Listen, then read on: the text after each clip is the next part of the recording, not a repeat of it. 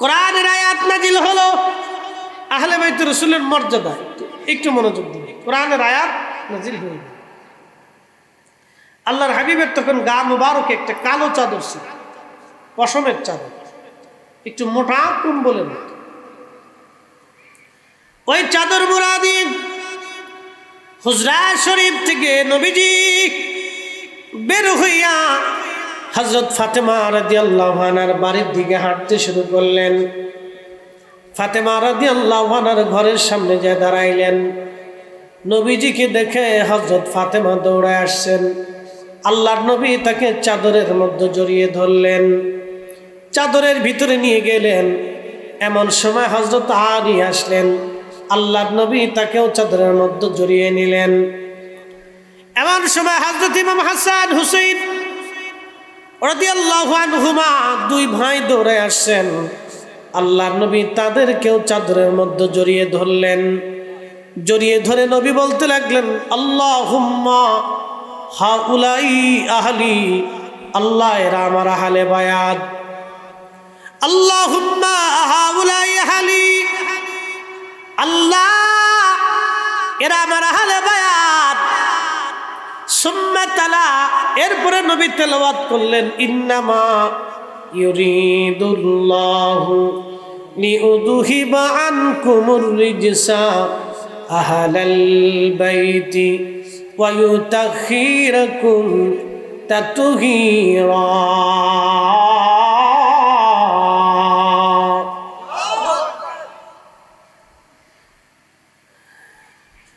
আল্লাহ পাক ডাক দিয়ে বলতেছে, হাবিব, আমি আল্লাহ নিশ্চয় আমি আপনার আহলকে পবিত্র করে দিয়েছি, পাক ও সাফ আমি আল্লাহ করে দিয়েছি। মনোযোগ দিবেন, কথা খুবই পরিষ্কার। 1 নম্বরে নবীজি, 2 নম্বরে ফাতেমা, 3 নম্বরে আলী, 4 নম্বর ও 5 নম্বরে হাসান হুসেইন রিদওয়ানুল্লাহি তাআলা আলাইহিম আজমাইন।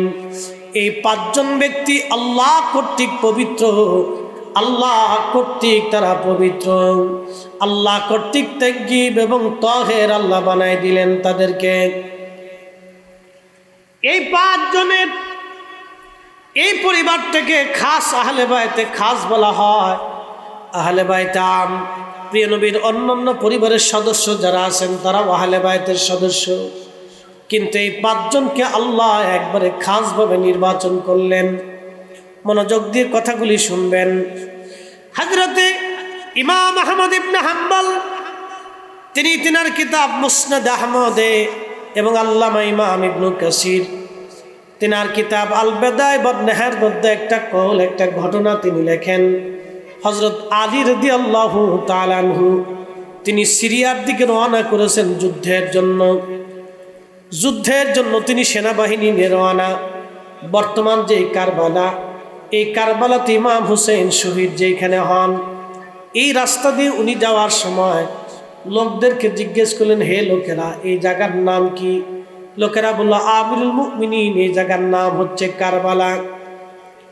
ওই কারবালাতে একটা বিশেষ ধরনের গাছ ছিল, ওই গাছের নাম হলো হানজাল গাছ। গাছের নাম বলা হতো হানজাল। এই বিশেষ গাছ হানজাল গাছ দেখে হযরত আলী রাদিয়াল্লাহু আনহু তিনি সওয়ারি থেকে নামলেন, ঘোড়ার পিঠ থেকে তিনি নামলেন। নেমে ওই হানজাল গাছের পাশে গেলেন। গাছের পাশে যাইয়া হযরত আলী রাদিয়াল্লাহু আনহু ওইখানে যায় নামাজ বিছাইয়া তিনি নামাজ পড়া শুরু করে দিলেন। নামাজ পড়িয়া হযরত আলী 2টা হাত বাড়াই দিয়ে চোখের পানি ছেড়ে দিয়ে কাঁদতে শুরু করলেন, দোয়া করতে লাগলেন। আহা, ও মাধবপুরবাসী শুনে যান, যখন নামাজ শেষ হয়ে গেল, দোয়া শেষ হয়ে গেল, সাহাবায়ে কেরাম এবং তিনার মুজাহিদ সৈন্যবাহিনী যারা ছিলেন জিজ্ঞেস করলেন, ইয়া আমিরুল মুমিনিন, একটা বিষয় আজ আমরা বুঝলাম না। এই কারবালা প্রান্তরে হানজাল গাছের পাশে আপনি কেন নামাজ আদায় করলেন, আর কেন এইখানে আপনি দোয়া করলেন এবং চোখের পানি ফেলে কাঁদলেন? কি দোয়া আপনি করলেন? কেন দোয়া করলেন? কিসের নামাজ আপনি হানজাল গাছের পাশে পড়লেন? বিষয়টা কি খোলাসা করবেন? আমিরুল মুমিনিন হযরত আলী রাদিয়াল্লাহু আনহু ডাক দেয়া বলে, সাথীরা, আমার সঙ্গীরা, তোমরা শুনে রাখো, এই ময়দানে আমার হুসাইন সহ আমার পরিবারের লোকজন নির্মমভাবে শহীদ হয়ে যাবে। আমি যে হানজাল গাছের পাশে নামাজ পড়েছি, এইখানে আমার হুসাইন শহীদ হবে, আমার হুসাইনের সাথী যারা তারা শহীদ হবে। আমি আলী এইখানে বসে দোয়া করলাম, এই জন্য নামাজ পড়লাম, আল্লাহর শুকরিয়া নামাজ। দোয়া করলাম এই জন্য, সেই কঠিন দিন আমার আওলাদদেরকে বিষম কষ্ট দেওয়া হবে, আমার স্বজনদেরকে বিষম কষ্ট দেওয়া হবে সেই দিন। হযরত আলী কাররামাল্লাহ চোখের পানি ছেড়ে দেখাতে, সাথীরা, আমি আমার রসুলের পবিত্র জবান থেকে শুনছি, এই কারবালার এইখানে হানজাল গাছের পাশে আমার হুসাইন শহীদ হবে। আমি বাবা দোয়া করে গেলাম, আমার সন্তান যাতে এই ময়দানে ওই সময় যাতে ধৈর্য ধরতে পারে এবং শাহাদাতের জন্য স্থির থাকতে পারে। ওই সময় যাতে আমার হুসাইন ধৈর্য হারা না হয়ে যায় এবং তার সাথীরা যাতে ধৈর্য হারা না হয়, সেই জন্য আমি আলী এখানে দোয়া করে গেলাম। বন্ধুগণ, তিনি শহীদ হবেন এইখানে। আল্লাহ রসুল আগে বলে গেলেন, হযরত আলী রাদিয়াল্লাহু আনহু দোয়া করে গেলেন। আল্লাহু আকবার। অনেক বড় লম্বা ঘটনা। হযরত আলী রাদিয়াল্লাহু আনহু শহীদ হয়ে গেলেন।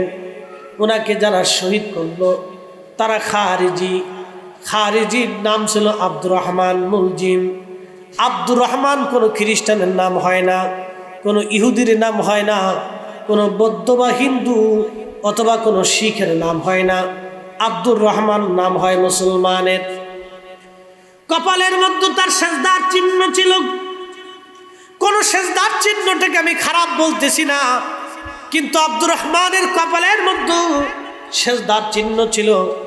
মাথায় সবসময় পাগড়ি সে ব্যবহার করত, গায়ের মধ্যে লম্বা জুব্বা ছিল, তার চেহারাও সুদর্শন ছিল, দাড়িও বেশ বড় বড় লম্বা লম্বা দাড়ি ছিল। আমার দিকে তাকাবে, এই ঘটনাটা অত্যন্ত জটিল এবং কঠিন। ইমাম হুসাইন শহীদ হবে, নবী বলে গেলেন হযরত আলী কারবালাতে হানজাল গাছের পাশে তিনি নামাজ পড়ে আওলাদে রসুলের জন্য দোয়া করে গেলেন, যাতে হুসাইন কারবালায় ধৈর্য ধরতে পারে। এই জন্য দেখবেন কিছু মানুষ আছে সারা জীবন ভালো আমল করার পরে লাস্টে বেঈমান হয়ে যায়। কেউ নজদি হয়ে যায়, কেউ লামাজেবি হয়ে যায়, কেউ খারিজি হয়ে যায়, কেউ রাফিজি হয়ে যায়। কি কথা কন না কেন? সেদিন দেখলাম মোবাইল ইউটিউবে একজন ছেলে মাদ্রাসায় পড়ে মুফতি পাশ করার পরে নাস্তিক হয়ে গেছে। কি বুঝলেন আপনারা? মুফতি পাশ করার পরে নাস্তিক হয়ে গেল। মুফতি পাশ করার পরে মাদ্রাসায় পড়েছিলেন নাস্তিক। আবার কত নাস্তিক তওবা করে ভালো হয়ে গেল। কি কথা কন না কেন? ঠিক কিনা? কত নাস্তিক তওবা করে ভালো হয়ে গেল, কত ভালো নাস্তিক হয়ে গেল। এই জন্য হেদায়েত আল্লাহর হাতে। আল্লাহ পাক কোরআনে বলেন, রব্বানা লা তুজিগ কুলুবানা বা'দা ইদ হাদাইতানা ওয়া হাব লানা মিন লাদুনকা রাহমাতান ইন্নাকা আনতাল ওয়াহ্হাব। রব্বানা লা তুজিগ কুলুবানা, হে রব, আমাদের অন্তরকে আপনি বক্র বানাই দিয়েন না, বাঁকা বানায়েন না, আমরারে নাস্তিক বানায়েন না, খারিজি বানায়েন না, রাফিজি বানায়েন না, মুতাজিলা বানায়েন না, শিয়া বানায়েন না, আমাদেরকে নজদি বানায়েন না।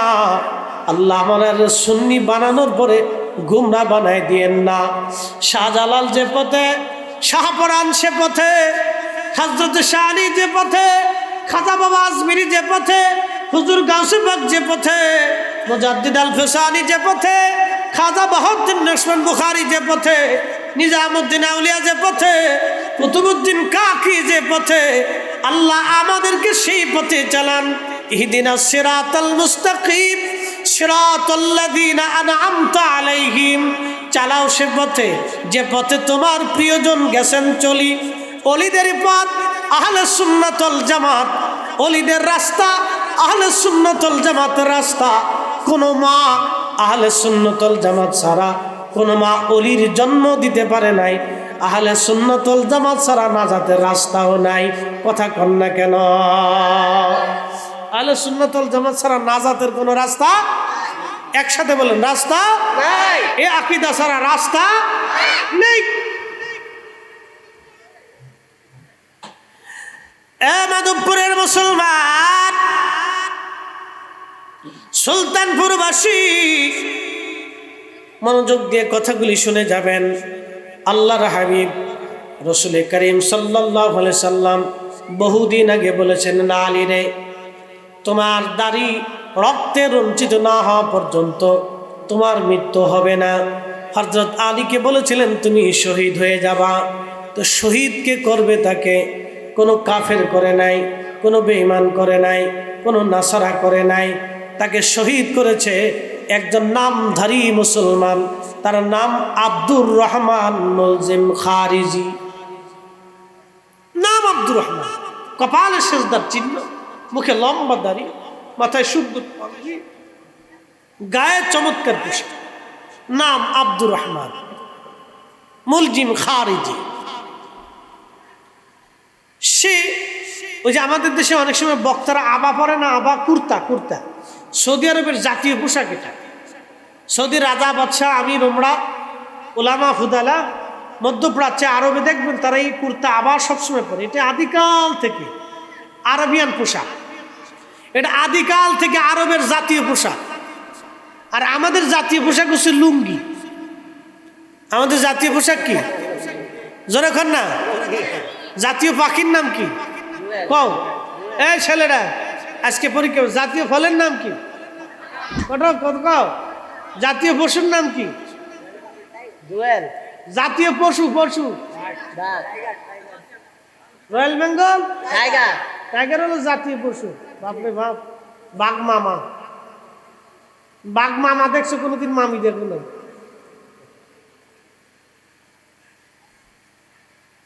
সৌদি আরবের জাতীয় পোশাক হচ্ছে জুব্বা, আবা, এটা আদিকালের পোশাক। আর আমাদের দেশের নারীদের জাতীয় পোশাক হচ্ছে কাপড়, ঠিক আছে না? কিন্তু এখন আর কাপড় পরে না, এখন প্যান্ট পরা ধরছে। এই কথা কইস না বলাবা, কি পরে? জিন্সের প্যান্ট পরে। বেডিরা জিন্সের প্যান্ট পরে, মাইয়েরা। তাহলে নারী জাতি বাঙালি তার সংস্কৃতি হারিয়ে ফেলতেছে, পোশাক তো হারাইতেছে, বেড়াকে পোশাক। তা আমরা যদি প্যান্ট নিছে, গেঞ্জি নিছে, শার্ট নিছে, তো লুঙ্গিটা নিল না কেন? তোরা জাঙ্গিটা নিয়ে যা, লুঙ্গিটা লয়ে যা। আগামী কাল থেকে ওর আগামী থেকে লুঙ্গি পরা উচিত, তো লুঙ্গি পরে ঘুরে গে যা। শোনেন, এগুলি এক ধরনের অসুস্থতা। কথা কর না কেন? এগুলি এক ধরনের কি অসুস্থতা। নারী নারীর পোশাক পরবে, পুরুষ পুরুষের পোশাক পরবে। ছাগলে যদি বাঘের রং হয়, এটা কেমন দেখা যায়? ছাগলের রং ছাগলের গায়ে থাকবে, বাঘের রং বাঘের গায়ে থাকবে। পুরুষের পোশাক পুরুষের গায়ে থাকবে, নারীর পোশাক নারীর গায়ে থাকবে। নারী যদি পুরুষের পোশাক নিয়ে টানাটানি করে তো মুশকিল। তাহলে বোঝা গেল কিয়ামতের আলামত চলতেছে, দুনিয়ার বেশি দিন থাকবে না, অবস্থা খুব ভয়াবহ। তো এই আবা কুর্তা, এটা সৌদি আরবের মধ্যপ্রাচ্যের জাতীয় পোশাক। প্রিয় উপস্থিতি, আলোচনা কোথায় রাখছিলাম মনে আছে? আব্দুর রহমান মুলজিম খারিজি, সে আবা গায়ে দিত, কিন্তু আবার নিচে কোমরের ভিতরে সে একটা ছুরি রাখতো, একটা তলোয়ার রাখতো, ছোট্ট তলোয়ার, দুই পাশের ধারালো, দুই পাশে ধারালো একটা ছুরি সবসময় সে সাথে রাখতো। উদ্দেশ্য একটা, হযরত আলীকে সে শহীদ করে দিবে। সুযোগ বুঝে একদিন নামাজের কাতারে দাঁড়ায় গেল। হযরত আলী রাদিয়াল্লাহু আনহু নামাজ পড়তে লাগলেন। রুকুতে সেজদাতে যাওয়ার পরে আব্দুর রহমান ছুরি বের করে ওনার মাথা মুবারকে কর্ণের গোড়াতে বারবার অনেকগুলি আঘাত করলেন। কেটে ফেটে রক্ত পড়তে লাগলো। হযরত আলী রাদিয়াল্লাহু আনহু মসজিদের মধ্যে পড়ে গেলেন। রক্তক্ষরণ চলল একাধারে 3 দিন। রক্ত বন্ধ করা গেল না। রক্ত একবারে শুভ্র দাড়িগুলি ভিজে ভিজে পড়তে লাগলো টপ টপ করে। হযরত আলী রাদিয়াল্লাহু আনহু আহত হয়ে গেলেন। 3 দিন রক্ত বন্ধ করা গেল না। রক্ত বের হতেই লাগলো তার। একটা পর্যায়ে 3 দিন পরে তিনি শহীদ হয়ে যাবেন। এমন সময় লোকেরা যাইয়া আমিরুল মুমিনিন হযরত আলী রাদিয়াল্লাহু আনহুর কাছে যা বলেন, আমিরুল মুমিনিন আপনি যদি হুকুম দেন তাহলে আব্দুর রহমান মুলজিম খারিজিকে আমরা হত্যা করে ফেলবো। এই আমার দিকে তাকান, এখানে একটা অনেক বড় এহসান আছে, অনেক বড় শিক্ষা আছে আমাদের এখানে। উনি আহত, বিছানায়, রক্তক্ষরণ চলতেছে, ক্ষত দিয়ে রক্ত বের হচ্ছে, কোনো ওষুধে ওনার রক্ত বন্ধ করা যাচ্ছে না। ছুরিটা এতই মারাত্মক ছিল, তীক্ষ্ণ ধারালো ছিল, গভীর কর্ণের ভিতর দিয়ে একেবারে ঢুরের ভিতরে গভীর আঘাতটা পৌঁছে গেল। কোনো মতেই ওনার রক্ত বন্ধ করা যাচ্ছে না। দাড়ি বেয়ে বেয়ে রক্ত পড়তে লাগলো। ফোটে ফোটে ফোটে ফোটে রক্ত পড়ে পড়ে রক্ত নিঃশেষ। হযরত আলী রাদিয়াল্লাহু আনহু নিস্তেজ হতে লাগলেন। এইভাবে 3 দিন তিনি আহত। ইন্তেকালের আগে লোকেরা এসে বলল, আমিরুল মুমিনিন আপনি অনুমতি দিলে আমরা আব্দুর রহমানকে হত্যা করে ফেলবো। হযরত আলী রাদিয়াল্লাহু আনহু বললেন, ও আমার সাথীরা শুনে রাখো, আল্লাহর বিধান অনুযায়ী আমি যদি মৃত্যুবরণ করি, শহীদ হয়ে যাই, তাহলে তাকে হত্যা করা যাবে। আর আমি যদি মৃত্যু না হই, শহীদ না হই, তাহলে তাকে হত্যা করা যাবে না। তোমরা আগে তাকে হত্যা করতে পারো না। হ্যাঁ, আমি যদি বেঁচে যাই তাহলে তাকে হত্যা করা যাবে না, আর আমি যদি মরে যাই তাহলে তাকে হত্যা করা যাবে। একটু চিন্তা করেন তো, ইন্তেকালের সময়ও এই কঠিন মুহূর্তে একজন আমিরুল মুমিনিন ন্যায় বিচার করতেছে। একসাথে বলবেন না আল্লাহু আকবার? না না, হয় না, আরো জোরে বলেন, আরো জোরে, আরো জোরে।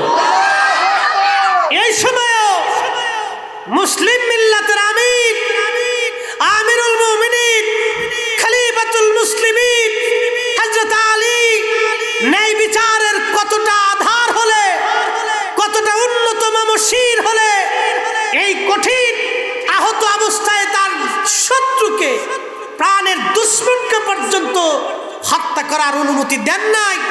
তিনি বলেছেন, আমি যদি শহীদ হই তাহলে হত্যা করা যাবে, বৈধ হবে, আর আমি যদি শহীদ না হই তাহলে তাকে হত্যা করা বৈধ হবে না। আল্লাহর আইনের প্রতি কতটা শ্রদ্ধাশীল হলে, আল্লাহর আইনের প্রতি কতটা মাথা নত করলে সে আল্লাহর আইনটাকে খলিফাতুল মুসলিমিন নিজের জীবনে বাস্তবায়ন করে দেখাই দিয়ে গেছে। এই জন্য আল্লাহ রাসূল বলেছেন, ফাআলাইকুম বিসুন্নতি, তোমরা আমার সুন্নাহ মানবে, ওয়া সুন্নাতিল খুলাফায়ের রাশিদিন আল মাহদীন, আমার খোলাফায়ে রাশিদিনের আদর্শ তোমরা মানবে। শুধু আমাকেই মানবে না, আমার পরে খোলাফায়ে রাশিদিনের সুন্নাহ আদর্শকে তোমরা মেনে চলবে। আজকে ওরা কারা? হযরত ওমর, হযরত উসমান, হযরত আলী, সাহাবে আজমাইন, খোলাফায়ে রাশিদিনের জামানাতে 20 টাকার তারাবির পরেও আজকে যারা 8 টাকা বানিয়ে ফেলেছে, এই সব পেটে হচ্ছে নামাজ চোর, ইহুদির দালাল। প্রিয় উপস্থিতি, হযরত আলী রাদিয়াল্লাহু আনহু 3 দিন পরে তিনি শহীদ হয়ে গেলেন। শহীদ হয়ে যাওয়ার পরে লোকেরা আব্দুর রহমান মুলজিম খারিজিকে ধরে নিয়ে আসছে। সভা বসলো, বিচার হবে।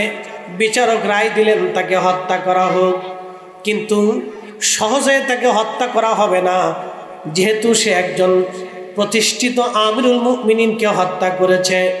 তাকে হত্যা করা হবে নির্মমভাবে। সর্বপ্রথম তার হাত কাটা হলো, সর্বপ্রথম তার হাত কাটা হলো। তখন সে আল্লাহ আল্লাহ আল্লাহ আল্লাহ জিকির করে। কথাটা ভালো করে বুঝবেন, শুধু জিকির করলেই তাকে ইমানদার ভাবা যাবে না, একজন নামাজ পড়লেই তাকে প্রকৃত মুমিন ভাবা যাবে না, রোজা রাখলেই প্রকৃত ইমানদার ভাবা যাবে না। যদি আকীদা শুদ্ধ না হয় তাহলে তাকে ইমানদার ভাবার কোনো সুযোগ নাই। কি কথা কন না কেন? সুলতানপুরবাসী হযরতে আলী রাদিয়াল্লাহু আনহুর হত্যাকারী আব্দুর রহমান তার হাত সাহাবীরা কেটে ফেলল। তখনও সে জিকির করে আল্লাহ আল্লাহ আল্লাহ আল্লাহ আল্লাহ। একটু চিন্তা করেন তো, একজন বেঈমান তার হাত কাটা হচ্ছে, তখনও সে আল্লাহ জিকির করে। এরপরে তার পা কাটা হলো, তখনও সে আল্লাহ আল্লাহ আল্লাহ আল্লাহ জিকির করে। এবার চিন্তা করেন তো, তাওহীদের প্রতি তার আনুগত্যের অভাব ছিল না, তাওহীদের প্রতি আনুগত্যের কোনো তার অভাব ছিল না। তাওহীদের প্রতি আনুগত্যের জন্য এই লোকটা আল্লাহ আল্লাহ জিকির করে, কিন্তু রিসালাতের প্রতি, আহলে বাইতে রাসূলের প্রতি তার ভালোবাসা ছিল না।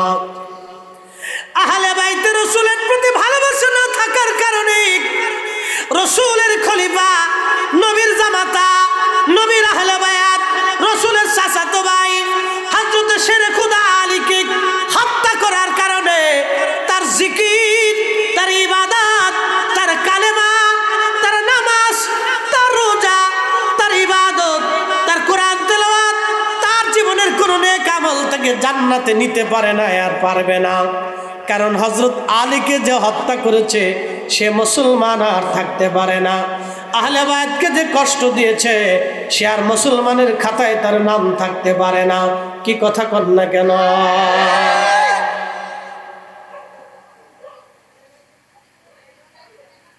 সে জিকির করতেছে আল্লাহ আল্লাহ আল্লাহ আল্লাহ, হাত কাটছে তখনও জিকির করে আল্লাহ আল্লাহ আল্লাহ আল্লাহ, পা কাটছে তখনও জিকির করে আল্লাহ আল্লাহ আল্লাহ আল্লাহ, তখনও সে জিকির করে। সাহাবীরা গলা চিপ দিয়ে ধরছে, এ সাহাবীরা তোরা গলা চিপ দিলি কেন? ও তার চোখ উঠিয়ে ফেলা হলো, চোখ উঠিয়ে চোখের চোখটা গোশতের সাথে ঝুলতে ছিল, তখনও সে আল্লাহ আল্লাহ জিকির করে। কি বুঝলেন? তখনও সে আল্লাহ আল্লাহ জিকির করে। তার নাম আব্দুর রহমান মুলজিম খারেজি, হযরতে আলী রাদিয়াল্লাহু আনহুর হত্যাকারী। এই লোকটা তখনও জিকির করে আল্লাহ আল্লাহ আল্লাহ আল্লাহ, চোখ উঠিয়ে ফেলা হলো, তখনও জিকির করে আল্লাহ আল্লাহ আল্লাহ আল্লাহ। তার জিকির থেকে জান্নাতে নিতে পারে নাই, তার ইবাদত থেকে জান্নাতে নিতে পারে নাই, তার কালেমা থেকে জান্নাতে নিতে পারে নাই, কারণ সে হযরত আলীকে হত্যা করেছিল। হযরত আলীকে হত্যা করেছিল। হযরত ইমাম হুসাইনকে যারা হত্যা করলো তাদের কালেমা তাদেরকে জান্নাতে নিতে পারে নাই। কি কথা কন না কেন? তাদের কালেমা তাদেরকে জান্নাতে নিতে পারে নাই, আর জান্নাতে নিতে পারবে না। মাধবপুরবাসী খুবই মনোযোগ দিয়ে কথাগুলি শুনে যান। হযরত আলী রাদিয়াল্লাহু আনহুর হত্যাকারী আব্দুর রহমান মুলজিম খারিজির চোখ উঠানোর পরে তখনও সে আল্লাহ আল্লাহ আল্লাহ আল্লাহ জিকির করে। এরপরে সাহাবীরা তার গলা চিপ দিয়ে ধরল। তখন ডাক দে বলে, সাহাবীরা তোরা আমার গলা চিপ দিলি কেন? বলে তোরা আমরা তোর জিহ্বা কেটে ফেলবো। বলে তোরা আমার পা কেটেছ, হাত কেটেছ, চোখ উঠিয়েছ, তোমরা কি দেখো না আমি আল্লাহর জিকির করতেছি, তোরা আমার জিহ্বা কেন কাটবি? তখন সাহাবীরা বলল, বেটা হযরত আলীকে হত্যা করে তুই কার জিকির করিস, কিসের জিকির? তখন সে ডাক দিয়ে বলল, আমি আলীরে মারি নাই, আমি আলী নামক একজন কাফেরকে মেরেছি। আপনারা বলেন হযরত আলীকে যে ব্যক্তি কাফের মনে করে সে কি আর মুসলমান থাকতে পারে? আহলে বাইত রাসূলের সাথে যারা দুশমনি করেছিল তারা শিয়া, আর আমার রাসূলের ইজ্জতের বিরুদ্ধে যারা দুশমনি করে ওরা নজদি, ওরা ওয়াহাবি। কথা কর না কেন? পরিচয় আছে না? কথা কর না কেন? পরিচয় আছে নি? পরিচয় আছে। আর যারা সাহাবীদেরকে ভালোবাসে, আহলে বাইত রাসূলকে ঈমানে মহব্বত করে এবং আল্লাহর ওলিদেরকে হৃদয় থেকে মহব্বত করে এবং আল্লাহর ওলিদের পথে মতে চলে এবং মাযহাব মানে, তারা হচ্ছে সুন্নি, আহলে সুন্নাত ওয়াল জামাত, তারা সুন্নি মুসলমান, তারা সুন্নি মুসলমান। মনোযোগ দিয়ে কথা শুনে যাবেন। হযরত আলী রাদিয়াল্লাহু আনহু হত্যাকারী আব্দুর রহমান মুলজিম খারিজিকে হত্যা করা হলো। দেখেন তার জিকির, তার নামাজ, তার কালেমা, তার রোজা, তার হজ, তার যাকাত তাকে জান্নাতে নিতে পারে নাই। কারণ আহলে বাইতে রাসূলের সঙ্গে সে দুশমনি করেছে, আহলে বাইতে রাসূলের সঙ্গে দুশমনি করেছে।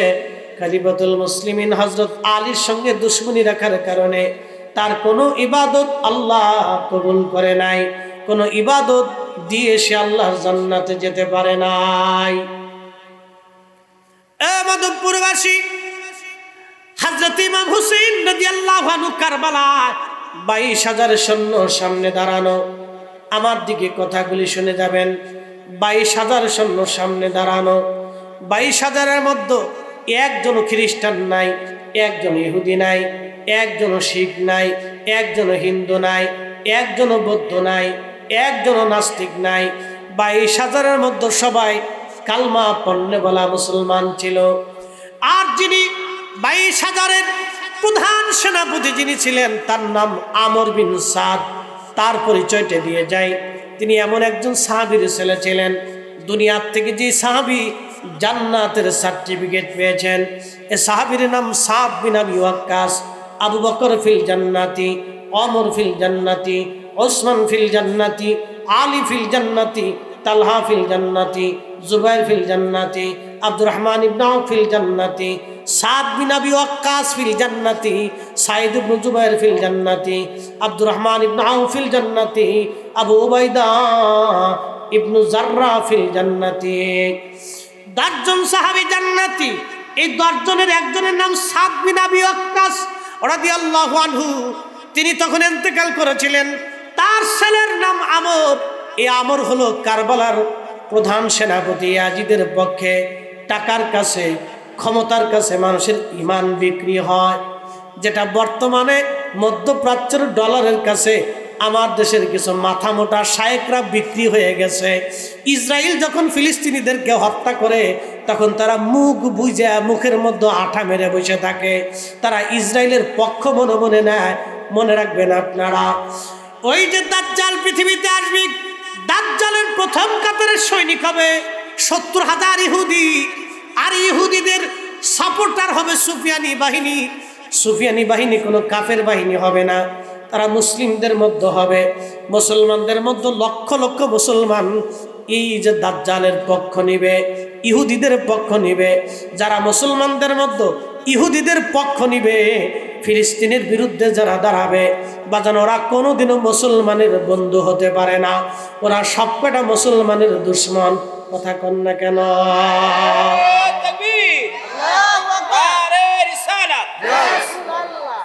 মুসলমানের শত্রুরা, মুসলমানের শত্রুরা, আহলে বায়াতের শত্রুরা, মুফতি জহিরুল ইসলাম ফরিদী সাহেব। কষ্ট হচ্ছে আপনাদের? বাইরের মাইক কি বন্ধ?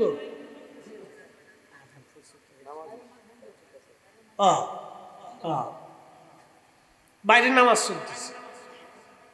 আচ্ছা চলুন, খুব মনোযোগ দিবে। এগুলো সূত্র, a square plus B square বুঝতে হবে আমাদেরকে। বোঝাটা আমাদের জন্য জরুরি। আমর বিন সাদ টাকা ক্ষমতার জন্য আহলে বাইতে রাসূলের বিরুদ্ধে আজকে অস্ত্র নিয়ে দাঁড়িয়ে গেছে। 22,000 সৈন্যের তিনি এই ব্রিগেডের যিনি প্রধান সেনা প্রধান আছে, কারে মারতে আসছে? যার নানা ইমানের ফাউন্ডেশন। কি কথা কর না কে? কারে হত্যা করতে আসছে? যার নানা হাতে হাউজে কাউসারের পানি। কারে মারতে আসছে? যার নানার হাতে মাকামে মাহমুদ। যার কাকে মারতে আসছে? যার নানার হাতে জান্নাতের চাবি। কাকে মারতে আসছে? যার নানা ইমানের মূল। কি কথা কর না কে? ঠিক কিনা? কাকে মারতে আসছে? যার নানাকে মোহাম্মত করলে জান্নাত পাওয়া যায়। কাকে মারতে আসছে? যার নানার সাথে দুশমনি করলে জাহান্নাম ওয়াজিব হয়ে যায়। কাকে মারতে আসছে? তাকে কে? যিনি মারতে আসছেন তিনি এমন একজন সাহাবীর ছেলে, যে সাহাবী দুনিয়ার থেকে জান্নাতের সার্টিফিকেট নিয়ে চলে গেছে। তার সন্তান আজকে টাকার জন্য আসছে, ক্ষমতার জন্য আসছে। বুঝতে পারছেন? বুঝে যাবেন, ক্ষমতা টাকার জন্য। বুঝে যান, টাকা ও ক্ষমতার জন্য আজকে আসছে সে আহলে বাইত রাসূলের বিরুদ্ধে দুশমনি করার জন্য। হযরত ইমাম হুসাইন অনেক ওয়াজ, ইমাম হুসাইন রাদিয়াল্লাহু আনহু ওনাকে শহীদ করা হলো, অনেক বড় লম্বা ওয়াজ, মনোযোগ দিবেন। শহীদ করার পরে আওলাদে রাসূলের পবিত্র দেহ মোবারক আল্লামা ইমাম ইবনে কাসির আল বেদায়ের একটা বর্ণনায় লেখেন, তারা চিন্তা করলো যদি আমরা কবর দিয়ে সীমানা দিয়ে যাই তাহলে সারা জীবন মানুষ আসবে, এসে ইমাম হুসাইনের জিয়ারত তারা করবে। ওরা চিন্তা করলো আহলে বাইত রাসূল ইমাম হুসাইনের মাজার রওজা যাতে কোনোদিন খুঁজে না পায়, সেই জন্য তারা আহলে বাইত রাসূলের পবিত্র দেহ মোবারক দাফন করলো। দাফন করার পরে পাশে যে ফরাত নদী, এই ফরাত নদী থেকে তারা মশক ভরে ভরে পানি আনলো। পানি এনে সারা কারবালার ময়দান পানি দিয়ে দিয়ে দিয়ে দিয়ে একবারে তারা সমান করে দিল। কোন জায়গা কবরের চিহ্ন পর্যন্ত হারাই গেল। ইতিহাসের সবচেয়ে কঠিন ঘৃণিত কাজ কারবালাতে ইয়াজিদ বাহিনী করেছিল। কিন্তু আজকে যারা বুকে হাত বেঁধে নামাজ পড়ে, ওই যে মধ্যপ্রাচ্যে সৌদি আরবে ইয়াজিদের নামে মাদ্রাসা হয়। আচ্ছা আপনারা বলেন, ইয়াজিদের নামের মাদ্রাসায় যদি কেউ পড়ে তাহলে এটা কি পড়া পড়লো এবার আপনারা নিজেরাই বুঝেন। ইয়াজিদ ইবনে মুআবিয়া নামে সৌদি আরবে মাদ্রাসা হয়েছে। মনোযোগ দিন, ইয়াজিদের নামে মাদ্রাসা হয়েছে। এই যে আমাদের দেশে যারা বুকে হাত বেঁধে নামাজ পড়ে, এরা মুহররম মাস আসলে প্রত্যেক মসজিদে ইয়াজিদের বন্দনা গায়। তারা বলে তিনি একেবারে নির্দোষ ছিলেন এবং বিরাট বড় বুজুর্গ ছিলেন। নাউজুবিল্লাহ, কি আসতে হবে না জোরে হবে? যারা ইয়াজিদকে 1450 বছর পরে বাঁচাইতে চায় তারা সবকটা আল্লাহ রসুলের দুশমন। আসতে বলেন কেন, জোরে বলেন না ডর? সবকটা আল্লাহ রসুলের দুশমন। মনোযোগ দেন। এরা আবার আপনারা এসে সহিহ হাদিসের দোহাই দিয়ে শিরিকের মাসলা দিবে। মিলাদুন নবীর তো পুরাটাই তারা শিরিক বেদাত বলিয়ে বন্ধ করে দেওয়ার জন্য উঠে পড়ে লাগছে। আমার দিকে তাকাবেন, সময় সংক্ষিপ্ত, মূল্যবান কথা। তো হযরতে রাসূল করিম সাল্লাল্লাহু আলাইহি সাল্লামের আহলে বাইত আওলাদে রাসূলের পবিত্র দেহ মাটিতে দাফন করে তারা সারা কারবালাতে পানি এনে ঢেলে ঢেলে পানি দিয়ে একবারে মাটিকে সমান করে দিয়েছে। তো কবরের আর কোনো চিহ্ন নেই। মরুভূমির বেদুইন পল্লীতে যারা থাকে তাদেরকে আঞ্চলিক ভাষায় বধু বলা হয়। একজন বেদুইন বধু, তিনি শুনতে পারছেন ইমাম হুসাইন রাদিয়াল্লাহু আনহু কারবালায় শহীদ। ইশকে রাসূলের তাড়না সহ্য করতে না পেরে সুদূর মরুভূমি থেকে দৌড়ায়া কারবালায় যখন আসছে, তখন আর কারবালায় কোনো চিহ্ন নাই। ওই ইয়াজিদি বাহিনী চলে গেছে কুফাতে। কারবালার লোকজনকে জিজ্ঞেস করলো, হে লোকেরা, তোমরা বলো আমার হুসাইনের পবিত্র মাজার কোথায় আছে? আমি তো তারে দেখতে পারলাম না, অন্তত জিয়ারত করে মনের প্রশান্তি নিভায়ে যায়। আহা, কারবালার বাসী ডাক দে বলো, বধূ তার মাজার যে কোথায় আছে আমরা কেউ বলতে পারবো না। কারণ হলো তার মাজার মাটির সাথে মিশিয়ে দিয়া পানি ঢেলে দিয়ে তারা নিশ্চিহ্ন করে দিয়ে গেছে। কোন স্থানে শনাক্ত করা আমাদের পক্ষে কোনো মতেই সম্ভব না। ঠিক তখন বেদুইনের চিন্তা হলো, আহা, আমার আহলে বাইত রাসূল ইমাম হুসাইন জান্নাতি মানুষ। আমার রাসূল বলছেন, আল হাসানু ওয়াল হুসাইনু সাইয়্যিদা শাবাবি আহলিল জান্নাহ। আমার হাসান আর হুসাইন দুইজন জান্নাতের যুবকদের সর্দার। অবশ্যই তারা জান্নাতি, তারা যেখানে ঘুমায় সেখান থেকে জান্নাতের ঘেরান আসবে। একসাথে বলবেন আল্লাহু আকবার। অবশ্যই তারা যেখানে ঘুমায় ওখান থেকে জান্নাতের ঘেরান আসবে, ঘেরান পাওয়া যাবে। হযরত আহলে বাইত রাসূল ইমাম হুসাইন রাদিয়াল্লাহু তাআলা আনহু বাজান নামাজ যখন এই বেদুইন সারা কারবালার ময়দান ঘুরে ঘুরে মাটি নেয়, মাটিগুলি নাকের কাছে নিয়ে দেখে কোন মাটির ভিতর থেকে জান্নাতের ঘেরান আসে। সারা কারবালার ময়দান তন্ন তন্ন করে মাটিগুলি নিতে লাগলো। এই বেদুইন মাটিগুলি নিয়ে নিয়া যখন ইমাম হুসেইন রাদিয়াল্লাহু আনহুর মাজার বরাবর আসছে, ওইখান থেকে মাটি নিয়া যখন নাকের কাছে ধরছে, তখনই আল্লাহর বেহেশতের ঘিরান ওই মাটির ভিতর থেকে ভেসে আসছে। বেদুইন রওজা মুবারকের পুরা অঞ্চল থেকে মাটি নিয়ে লক্ষ্য করলে এখান থেকে জান্নাতের ঘেরান আসে। জায়গাটা নির্বাচন করলো, বলল হা এখান থেকে জান্নাতের ঘেরান আসে, এটাই আওলাদের রাসূল ইমামে মাকাম হুসাইন রাদিয়াল্লাহু আনহুর পবিত্র মাজার, এইখানেই তাকে সমাহিত করা হয়েছে। একবার জোরে বলা যাবে কি মারহাবা। আখেরি সালাম লন ওহে নানা জান, আপনার হুসাইন যায় কারবালার ময়দান, নানা কারবালার ময়দান। শুধু একটা দোয়া, একটা ওয়াদা আল্লাহ করেছে, নাহলে যে কাজ এ মানুষ জাতি করে, আকাশ থেকে বৃষ্টি আসা তো দূরের কথা, পাথর আসার কথা ছিল। ঠিক আছে না? পাথর আসা। প্রিয় উপস্থিতি, আপনি একটু চিন্তা করেন তো, আমার বিষয়ে ছেলেরা দিয়েছে হযরত বেলালের জীবনী এবং কারবালার ঘটনা, কোনটা কেন কিন্তু ওরা পোলাপান বুঝে না। আমাদেরকে বিষয় দিতে হয় না, আমরা যারা বক্তা আমরা সব বিষয়ে আল্লাহ আমরা নলেজ দিছি, এটা আল্লাহ দিছে আর কি। শোনেন, আমাদের চাইতে জানলেওয়ালা কিন্তু লোক অনেক আছে, কিন্তু বলতে পারে না। মানে এটা একটা ক্যাপাসিটি, এটা আল্লাহ প্রদত্ত জিনিস। আমি এক হুজুরের কাছে বুখারী, সহিহ মুসলিম বিভিন্ন হাদিসের কিতাব পড়াইতেন। আমাদের মাদ্রাসায় গোড়া মুহাদ্দিস বলতেন। 40 বছর একটা না উনি হাদিস পড়াইছেন। তো হুজুর অনেক বড় জাগিদ এবং জয়ীফ আলেম ছিলেন, খুব বৃদ্ধ আলেম ছিলেন।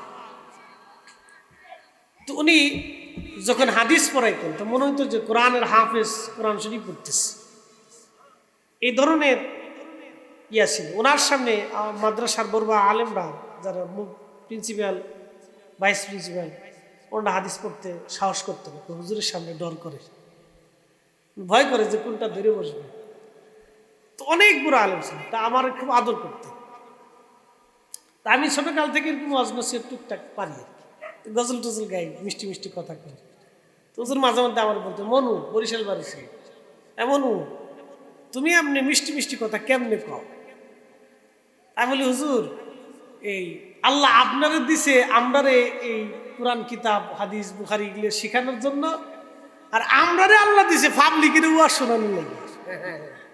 আপনার কাজ একটা, আমরার কাজ আর একটা। এই জন্য বক্তা যারা পারফেক্ট বক্তা, যারা সর্ববিষয়ে আল্লাহ তাদেরকে কিছু না কিছু নলেজ দেয়, দেওয়ার কারণে আমরা সব বিষয়ে, এটা আল্লাহ প্রদত্ত জিনিস। আমরা যখন ওয়াজে বসি তখন আল্লাহ প্রদত্ত, আল্লাহর পক্ষ থেকে এটা আসে। আমি যে আজকে ওয়াজ করবো, এটা আমি আগেও কখনোই কল্পনা করি। ওয়াজের আগে কোনো বিষয়ে আমরা আগে স্টাডি করি না যে আমি আজকে কি বলবো। এটা আমাদের যারা আমরা একবারে বেশি ফেমাস যত বক্তা বাংলাদেশে আছে, তারা এই ধরনের স্টাডি করা লাগে না, মানে এটা আল্লাহ প্রদত্তভাবে আসে, আল্লাহর পক্ষ থেকে আসে। তো যাই হোক, ছেলেরা যে বিষয় দিছে ওটা ওদের মনের আশা আকাঙ্ক্ষা থাকতেই পারে। তো যতটুকু সম্ভব আমি চেষ্টা করব বিষয়গুলির উপর আলোচনা তুলে ধরার জন্য। আপনি একটু চিন্তা করেন যে কারবালার দিকে যাই, আওলাদের রাসূল ইমাম হুসাইন রাদিয়াল্লাহু আনহু কারবালাতে 3 দিন ছিলেন। 3 দিন পানি ছিল না, আরো বেশি ছিলেন, 3 দিন পানি ছিল না, পানি দিছিল না। তিনি ক্ষুধার্ত ছিলেন, বাচ্চারা ক্ষুধার্ত, ছোট্ট শিশু বাচ্চা ক্ষুধার্ত, সবাই অতিষ্ঠ, খুবই কষ্ট করতেছিল। তখন আল্লাহর আকাশ থেকে পাথর নিক্ষেপ হওয়ার কথা ছিল, আসমান থেকে পাথর পড়ার কথা ছিল। পৃথিবীতে এত বড় জুলুম আর কারো উপরে হয়েছে কিনা আমাদের জানা নেই। আহলে বাইতে রাসূল, আওলাদে রাসূল, ইমাম হুসেইন রাদিয়াল্লাহু আনহু এবং তার পরিবারের উপরে কারবালার মাঠে যে জুলুম হয়েছিল, পৃথিবীর ইতিহাসে কারো পরিবারের উপরে এই ধরনের জুলুম হয়েছে আমাদের জানা। এত বড় জুলুম, এত বড় অত্যাচার, এত বড় কষ্ট ওনাদেরকে দেওয়া হয়েছে। ওই দিন আল্লাহর আকাশ থেকে পাথর নিক্ষেপ হওয়ার কথা ছিল, কিন্তু আল্লাহ ফালান নাই। আল্লাহ ফালান নাই একটা মাত্র কারণে, আল্লাহ রাসূল ওয়াদা করে গেছেন, আল্লাহ আপনি ওয়াদা করেন আমার উম্মতকে আপনি ধ্বংস করে দিবেন। একসাথে বলা যাবে আল্লাহু আকবার। প্রিয় মাধবপুরবাসী, বিষয়টা অত্যন্ত জটিল। এই জন্য আমার রবের একটা পরিচয় আছে, আর রহমানুর রহিম। আল্লাহু আকবার। অনেক দামি নাম এই দুইটা নাম। বিসমিল্লাহতে আল্লাহ 3টা নাম দিলেন, আল্লাহু রহমানু রহিম। এই 3টা নাম যদি খোদার না থাকতো, তামাম সৃষ্টির মধ্যে কোনো অস্তিত্ব বলে কিছু থাকতো না। এই যে পৃথিবী দেখেন, এই পৃথিবীটা শুধু বসবাস উপযোগী, তাছাড়া যত গ্রহ উপগ্রহ আছে কোনোটাই বসবাস উপযোগী না। আমাদের উপরে চাঁদ আছে, বসবাস করার সুযোগ নাই। সূর্য আছে, বসবাস করার সুযোগ নেই। আরো গ্রহ উপগ্রহ আছে, বসবাস করার উপযোগী আল্লাহ বানান নাই। শুধু বসবাস উপযোগী পৃথিবীটাকে আল্লাহ বানাইলেন। পৃথিবীটাকে বানাইয়া সাগর আর নগর আর পাহাড় পর্বত নদী নালা দিয়ে, ঝর্ণা দিয়ে, গাছ দিয়ে, তরুলতা পাতা দিয়ে তামাম সৃষ্টিটাকে আল্লাহ সবুজ আর শ্যামল মরুভূমি দিয়ে, আল্লাহ পশু পাখি 4 লক্ষ প্রজাতির জীব জানোয়ার দিয়ে আল্লাহ পৃথিবীটাকে সুন্দর করে সাজাইলেন। শুধুমাত্র মানব জাতির জন্যে, শুধু মানব জাতির জন্যে, শুধু মানব জাতির জন্যে। আরে মানব জাতিকে দুনিয়াতে পাঠাইলেন শুধু আমার রসুলের কারণে, নবীর কারণে। একবার জোরে বলা যাবে কি ইয়া রাসূলুল্লাহ। শুধু এই মানব জাতি আমার রসুলের কারণে। আরবিতে একটা প্রবাদ আছে, শরফুল মাকিনা ও শরফুল মাকান, শরফুল মাকানে ও শরফুল মাকিন। কিছু জায়গার কারণে মানুষের দাম বেড়ে যায়, কিছু মানুষের কারণে জায়গার দাম বেড়ে যায়। আমাদের নবীকে যদি, আমাদের রসুলকে যদি আল্লাহ রাব্বুল আলামিন জিন জাতির মধ্যে পাঠাইতেন, তাহলে মানব জাতির 4 পয়সা মূল্য ছিল না। আমাদেরকে যদি রব্বুল আলামিন, এই আমাদের নবীকে যদি আল্লাহ ফেরেশতা জাতির মধ্যে পাঠাইতেন, তাহলে মানব জাতির 4 পয়সা মূল্য ছিল না। আমাদের নবীকে আল্লাহ শুধুমাত্র মানব জাতির মধ্যে পাঠানোর কারণে এই মানব জাতির দাম আমার আল্লাহ বহু গুণে বাড়াই দিলেন। একবার জোরে বলা যাবে কি সুবহানাল্লাহ। আল্লাহুম্মা সাল্লি আলা সাইয়্যিদানা মাওলানা মুহাম্মদ ওয়া আলা আলি সাইয়্যিদিনা মাওলানা মুহাম্মদ। এবার দাও। নারায়ে তাকবীর, আল্লাহু আকবার। নারায়ে রিসালাত। সভাপতি সাহেবের আগমন, শুভেচ্ছার স্বাগত, জনাব মোহাম্মদ হিরুল্লাহ সাহেবের আগমন, শুভেচ্ছার স্বাগত। নারায়ে তাকবীর। আল্লামা মুফতি জহিরুল ইসলাম ফরিদী সাহেব, বসেন আমরা একটু দৃশ্যে বলি আল্লাহুম্মা সাল্লি আলা সাইয়্যিদিনা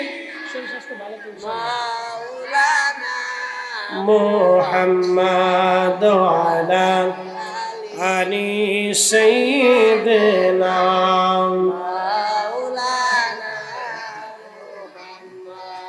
বন্ধুগণ আমার মূল আলোচনার দিকে ফিরে যাই।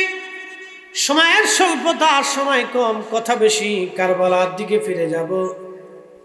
যদিও এটা কারবালার মাস না, সামনে আসতে যে জিলহজ, এরপরে হবে আপনার সফর, এরপরে মুহররম আসবে। খুবই মনোযোগ দিয়ে কথাগুলি শুনেন। মুহররম মাসে কারবালার আলোচনা আসবে। মুহররম, জিলহজের পরে মুহররম, তারপরে সফর, এরপরে রবিউল আউয়াল। কিন্তু এখন যেহেতু সামনে জিলকদ মাস শুরু হয়ে যাবে, জিলকদ মাস শুরু হচ্ছে, সামনে জিলকদের পরে জিলহজ। এখন আমাদের আলোচনার কথা ছিল হজের আলোচনা। এই বিষয়ে আমি যাব না, যেহেতু আমার বিষয় যেটা এটাই নিয়ে যাব।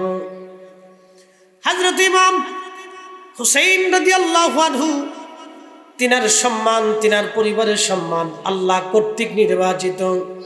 আল্লাহ নিজে বলেছেন, ইন্নামা ইউরিদুল্লাহু লিউযহিবা আনকুমুর রিজসা আহলাল বাইতি ওয়া ইউতাহহিরাকুম তাতহীরা।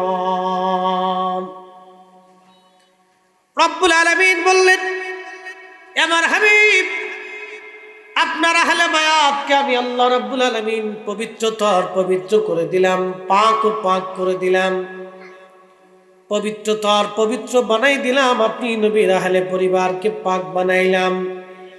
কোরআন কর্তৃক তারা 5 জন একেবারে পবিত্র। 1 নম্বর, বাবা কথা বলে না, বাবা একটু ফাঁকা দেন, থাক ওরা থাক। আপনারা ইয়ে করেন না, আস্তে আস্তে, এই আস্তে আস্তে আস্তে। তুমি এদিকে এসো বাবা, এদিকে এসো। এই শোনো, এদিকে এসো। আমার বাড়ির ফাঁকে তো ওয়া এখান করে আইতাছি। এই পাশে বসো, তুমি এদিকে এসো বাবা। এই তো সুন্দর। এই রাশিয়ার ইউক্রেন এক জায়গায় থাকলে মিটিং চলতে থাকবে, ফাঁকা সরাই দিতে হবে। ওরা তো সামনে আসছে, আগামী তো ওরা থাকবে, আমরা কবরে চলে যাব। কথা ঠিক কিনা? ওদের থাকা লাগবে, ওদেরকে বসাইতে হবে ইনশাল্লাহ। ওরে কারেন্ট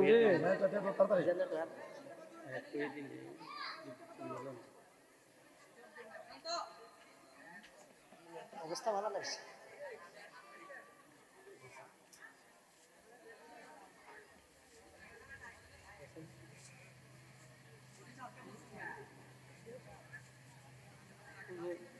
আপনার বক্তব্য আমি টিভি চ্যানেল দেখছি বিষয়। গত বছর ছিলেন? গত বছর কি আমি আসছিলাম? না না না, টিভির চ্যানেল না, ওই ও, আপনি বয়ান কত বছর করে আলাপ করুন, বয়ান করুন। একটু জিকির করে লা ইলাহা লা ইলাহা লা ইলাহা হাসবি রব্বি জাল্লাল্লাহ মা ফি কলবি গায়রুল আহানুর মুহাম্মদ সাল্লাল্লাহ, বলি নূর মুহাম্মদ সাল্লাল্লাহ, লা ইলাহা ইল্লাল্লাহ। এই লাইটটা বন্ধ করা যায়? বন্ধ করে দাও। লা ইলাহা লা ইলাহা ইল্লাল্লাহ মুহাম্মাদুর রাসূলুল্লাহ সাল্লাল্লাহু আলাইহি ওয়াসাল্লাম। কোরআনের আয়াত নাজিল হলো আহলে বাইত রাসূলের মর্যাদা। একটু মনোযোগ দিন, কোরআনের আয়াত নাজিল হয়ে গেল। আল্লাহর হাবিবের তখন গা মুবারকে একটা কালো চাদর ছিল, পশমের চাদর, একটু মোটা কম্বলের মতো। ওই চাদর মোড়া দিয়ে হুজরা শরীফ থেকে নবীজি বের হইয়া হযরত ফাতেমা রাদিয়াল্লাহু আনহার বাড়ির দিকে হাঁটতে শুরু করলেন। ফাতেমা রাদিয়াল্লাহু আনহার ঘরের সামনে যে দাঁড়াইলেন, নবীজিকে দেখে হযরত ফাতেমা দৌড়ায় আসছেন। আল্লাহর নবী তাকে চাদরের মধ্যে জড়িয়ে ধরলেন, চাদরের ভিতরে নিয়ে গেলেন। এমন সময় হযরত আলী আসলেন, আল্লাহর নবী তাকেও চাদরের মধ্যে জড়িয়ে নিলেন। এমন সময় হযরত ইমাম হাসান হুসাইন রাদিয়াল্লাহু আনহুমা দুই ভাই দৌড়ে আসছেন। আল্লাহর নবী তাদেরকেও চাদরের মধ্যে জড়িয়ে ধরলেন। জড়িয়ে ধরে নবী বলতে লাগলেন, আল্লাহুম্মা হাউলাই আহলি, আল্লাহ এরা আমার আহলে বায়াত। আল্লাহুম্মা হাউলাই আহলি, আল্লাহ এরা আমার আহলে বায়াত। সুম্মা তালা, এরপরে নবী তেলাওয়াত করলেন, ইন্নামা ইউরিদুল্লাহু লিউযহিবা আনকুমুর রিজসা আহলাল বাইতি ওয়া ইউতাখিরাকুম তাতহীরা।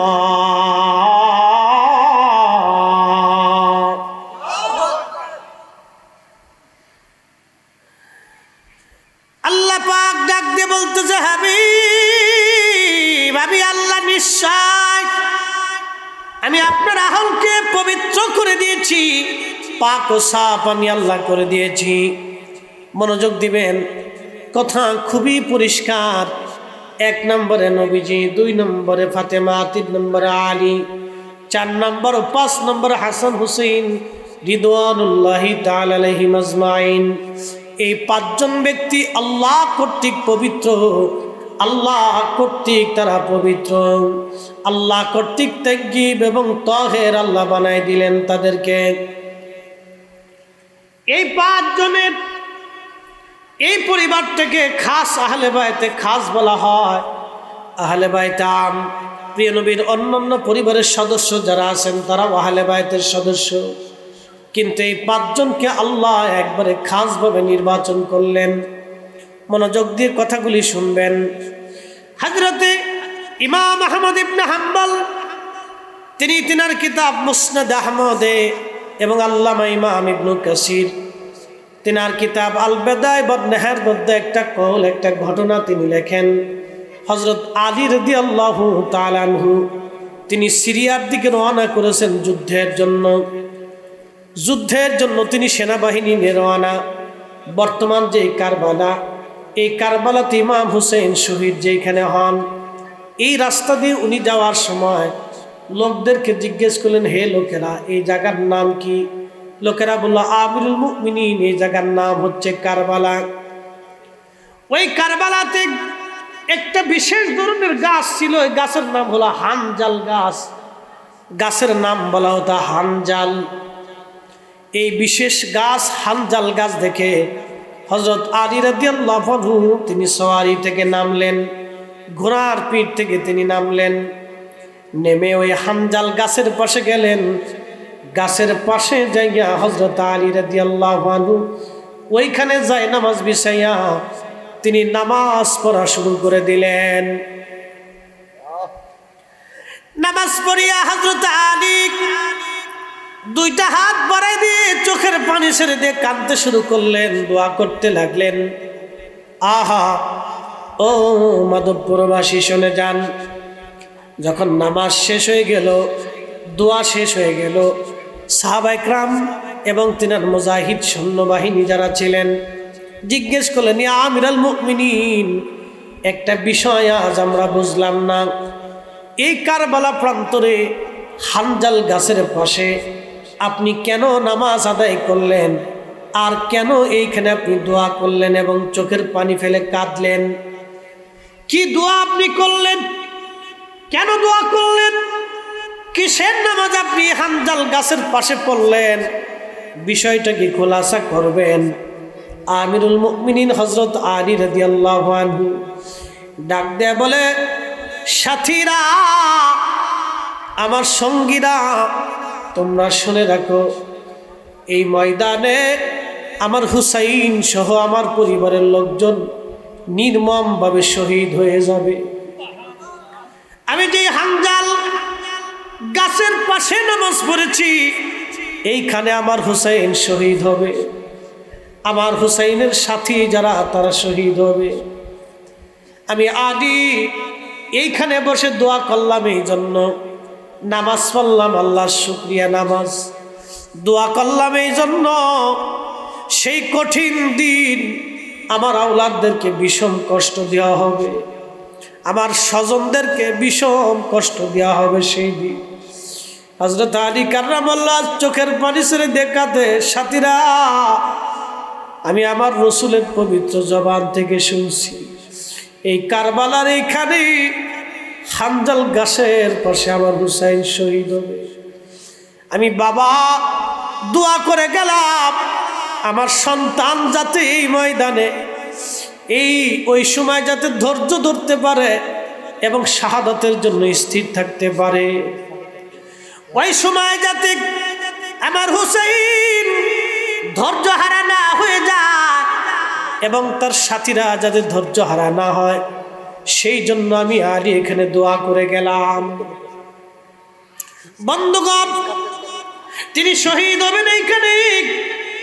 আল্লাহ রসুল আগে বলে গেলেন, হযরত আলী রাদিয়াল্লাহু আনহু দোয়া করে গেলেন। আল্লাহু আকবার। অনেক বড় লম্বা ঘটনা। হযরত আলী রাদিয়াল্লাহু আনহু শহীদ হয়ে গেলেন। ওনাকে যারা শহীদ করলো তারা খারিজির নাম ছিল আব্দুর রহমান মুলজিম। আব্দুর রহমান কোনো খ্রিস্টানের নাম হয় না, কোনো ইহুদির নাম হয় না, কোনো বৌদ্ধ বা হিন্দু অথবা কোনো শিখের নাম হয় না। আব্দুর রহমান নাম হয় মুসলমানের। কপালের মধ্যে তার সেজদার চিহ্ন ছিল। কোন সেজদার চিহ্নটাকে আমি খারাপ বলতেছি না, কিন্তু আব্দুর রহমানের কপালের মধ্যে সেজদার চিহ্ন ছিল। মাথায় সবসময় পাগড়ি সে ব্যবহার করত, গায়ের মধ্যে লম্বা জুব্বা ছিল, তার চেহারাও সুদর্শন ছিল, দাড়িও বেশ বড় বড় লম্বা লম্বা দাড়ি ছিল। আমার দিকে তাকাবে, এই ঘটনাটা অত্যন্ত জটিল এবং কঠিন। ইমাম হুসাইন শহীদ হবে, নবী বলে গেলেন হযরত আলী কারবালাতে হানজাল গাছের পাশে তিনি নামাজ পড়ে আওলাদে রসুলের জন্য দোয়া করে গেলেন যাতে হুসাইন কারবালায় ধৈর্য ধরতে পারে। এই জন্য দেখবেন কিছু মানুষ আছে সারা জীবন ভালো আমল করার পরে লাস্টে বেঈমান হয়ে যায়। কেউ নজদি হয়ে যায়, কেউ লামাজেবি হয়ে যায়, কেউ খারিজি হয়ে যায়, কেউ রাফিজি হয়ে যায়।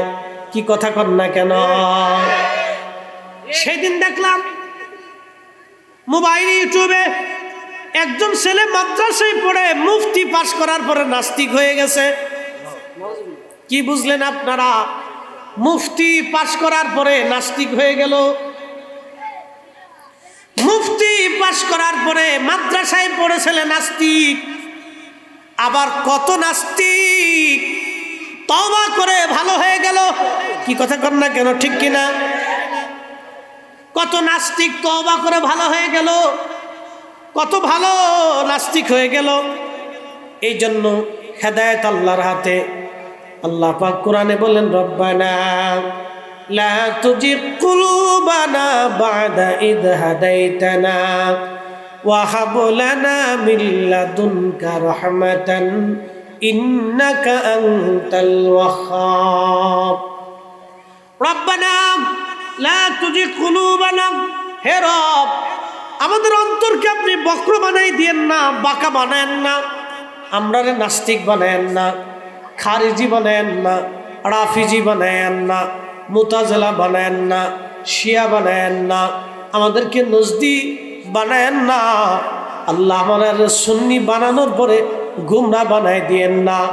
শাহজালাল যে পথে, শাহপরান সে পথে, হযরত শাহ আলী যে পথে, খাজা বাবা আজমিরি যে পথে, হুজুর গাউসে পাক যে পথে, মুজাদ্দিদ আল ফিসানি যে পথে, খাজা বাহাউদ্দিন নকশবন্দ বুখারী যে পথে, নিজামউদ্দিন আউলিয়া যে পথে, কুতুবউদ্দিন কাকি যে পথে, আল্লাহ আমাদেরকে সেই পথে চালান। ইহদিনাস সিরাতাল মুস্তাকিম সিরাতাল্লাযীনা আনআমতা আলাইহিম, চালাও সে পথে যে পথে তোমার প্রিয়জন গেছেন চলি।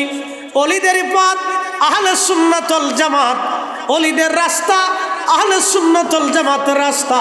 কোনো মা আহলে সুন্নাত ওয়াল জামাত ছাড়া কোনো মা অলির জন্ম দিতে পারে নাই। আহলে সুন্নাত ওয়াল জামাত ছাড়া নাজাতের রাস্তাও নাই। কথা কন না কেন? আহলে সুন্নাত ওয়াল জামাত ছাড়া নাজাতের কোনো রাস্তা, একসাথে বলেন, রাস্তা নাই। এই আকীদা ছাড়া রাস্তা নেই। মাধবপুরের মুসলমান, সুলতানপুরবাসী, মনোযোগ দিয়ে কথাগুলি শুনে যাবেন।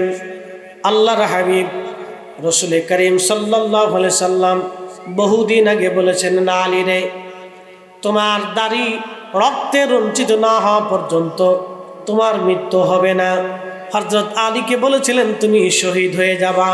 তো শহীদকে করবে তাকে কোনো কাফের করে নাই, কোনো বেঈমান করে নাই, কোনো নাসারা করে নাই। তাকে শহীদ করেছে একজন নামধারী মুসলমান, তার নাম আব্দুর রহমান মুলজিম খারিজি। নাম আব্দুর রহমান, কপালে সেজদার চিহ্ন, মুখে লম্বা দাড়ি, মাথায় শুদ্ধ পাগড়ি, গায়ে চমৎকার পোশাক। নাম আব্দুর রহমান মুলজিম খারিজি। সে ওই যে আমাদের দেশে অনেক সময় বক্তারা আবা পরে না, আবা কুর্তা, কুর্তা সৌদি আরবের জাতীয় পোশাক এটা। সৌদি রাজা বাদশাহ আমির ওমরা ওলামা ফুদালা মধ্যপ্রাচ্যে আরবে দেখবেন তারা এই কুর্তা আবা সবসময় পরে। এটা আদিকাল থেকে আরবিয়ান পোশাক, এটা আদিকাল থেকে আরবের জাতীয় পোশাক। আর আমাদের জাতীয় পোশাক হচ্ছে লুঙ্গি। আমাদের জাতীয় পোশাক কি? জোরে খান না। জাতীয় পাখির নাম কি? কও এই ছেলেরা, আজকে পরীক্ষা। জাতীয় ফলের নাম কি? কত কও। জাতীয় পশুর নাম কি? জুয়েল, জাতীয় পশু, পশু বাঘ, রয়্যাল বেঙ্গল টাইগার, টাইগার হলো জাতীয় পশু। বাপরে বাপ, বাঘ মামা। বাঘ মামা দেখছো কোনোদিন? মামি দেখো না।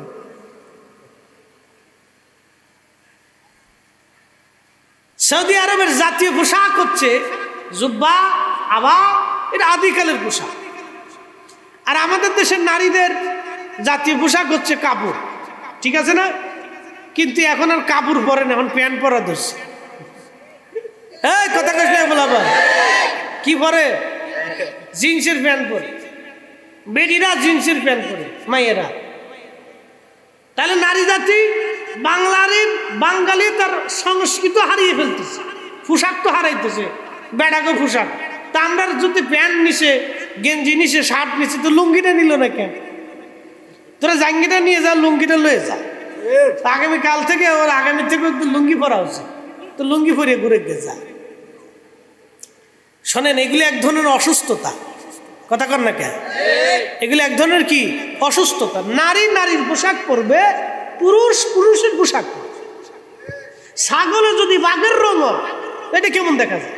ছাগলের রং ছাগলের গায়ে থাকবে, বাঘের রং বাঘের গায়ে থাকবে। পুরুষের পোশাক পুরুষের গায়ে থাকবে, নারীর পোশাক নারীর গায়ে থাকবে। নারী যদি পুরুষের পোশাক নিয়ে টানাটানি করে তো মুশকিল। তাহলে বোঝা গেল কিয়ামতের আলামত চলতেছে, দুনিয়ার বেশি দিন থাকবে না, অবস্থা খুব ভয়াবহ। তো এই আবা কুর্তা, এটা সৌদি আরবের মধ্যপ্রাচ্যের জাতীয় পোশাক। প্রিয় উপস্থিতি, আলোচনা কোথায় রাখছিলাম মনে আছে? আব্দুর রহমান মুলজিম খারিজি, সে আবা গায়ে দিত, কিন্তু আবার নিচে কোমরের ভিতরে সে একটা ছুরি রাখতো, একটা তলোয়ার রাখতো, ছোট্ট তলোয়ার, দুই পাশের ধারালো, দুই পাশে ধারালো একটা ছুরি সবসময় সে সাথে রাখতো। উদ্দেশ্য একটা, হযরত আলীকে সে শহীদ করে দিবে। সুযোগ বুঝে একদিন নামাজের কাতারে দাঁড়ায় গেল। হযরত আলী রাদিয়াল্লাহু আনহু নামাজ পড়তে লাগলেন। রুকুতে সেজদাতে যাওয়ার পরে এই আব্দুর রহমান ছুরি বের করে ওনার মাথা মুবারকে কর্ণের গোড়াতে বারবার অনেকগুলি আঘাত করলেন। কেটে ফেটে রক্ত পড়তে লাগলো। হযরত আলী রাদিয়াল্লাহু আনহু মসজিদের মধ্যে পড়ে গেলেন। রক্তক্ষরণ চলল একাধারে 3 দিন, রক্ত বন্ধ করা গেল না। রক্ত একবারে শুভ্র দাড়িগুলি ভিজে ভিজে পড়তে লাগলো টপ টপ করে। হযরত আলী রাদিয়াল্লাহু আনহু আহত হয়ে গেলেন। 3 দিন রক্ত বন্ধ করা গেল না, রক্ত বের হতেই লাগলো তার। একটা পর্যায়ে 3 দিন পরে তিনি শহীদ হয়ে যাবেন। এমন সময় লোকেরা যাইয়া আমিরুল মুমিনিন হযরত আলী রাদিয়াল্লাহু আনহুর কাছে যা বলেন, আমিরুল মুমিনিন আপনি যদি হুকুম দেন তাহলে আব্দুর রহমান মুলজিম খারিজিকে আমরা হত্যা করে ফেলব। এই আমার দিকে তাকান, এখানে একটা অনেক বড় এহসান আছে, অনেক বড় শিক্ষা আছে আমাদের এখানে। উনি আহত, বিছানায়, রক্তক্ষরণ চলতেছে, ক্ষত দিয়ে রক্ত বের হচ্ছে, কোনো ওষুধে ওনার রক্ত বন্ধ করা যাচ্ছে না। ছুরিটা এতই মারাত্মক ছিল, তীক্ষ্ণ ধারালো ছিল, গভীর কর্ণের ভিতর দিয়ে একেবারে ঢুরের ভিতরে গভীর আঘাতটা পৌঁছে গেল। কোনো মতেই ওনার রক্ত বন্ধ করা যাচ্ছে না। দাড়ি বেয়ে বেয়ে রক্ত পড়তে লাগলো, ফোটে ফোটে ফোটে ফোটে রক্ত পড়ে পড়ে রক্ত নিঃশেষ।